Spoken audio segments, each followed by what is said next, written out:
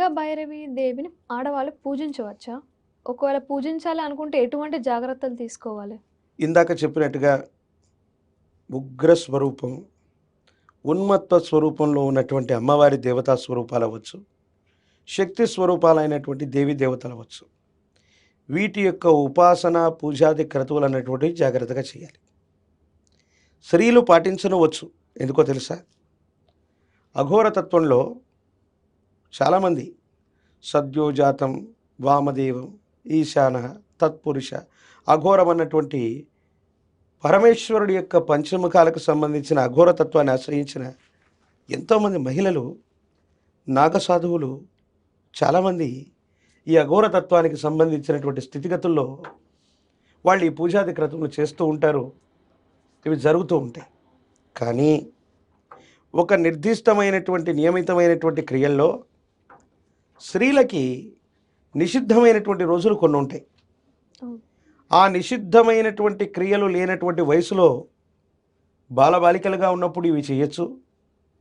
ఆ నిషిద్ధమైనటువంటి ఋతుక్రమణం ఆగిపోయినటువంటి తర్వాత చేయొచ్చు. ఆ నిషిద్ధమైనటువంటి క్రియలు లేనటువంటి రోజుల్లో ఉపాసన చేయొచ్చు.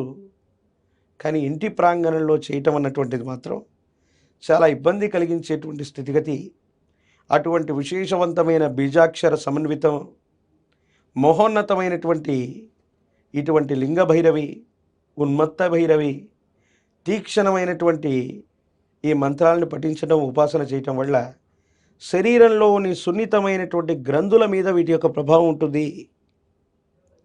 స్త్రీ యొక్క జీవితం అంటే పునరుత్పత్తికి సంకేతం.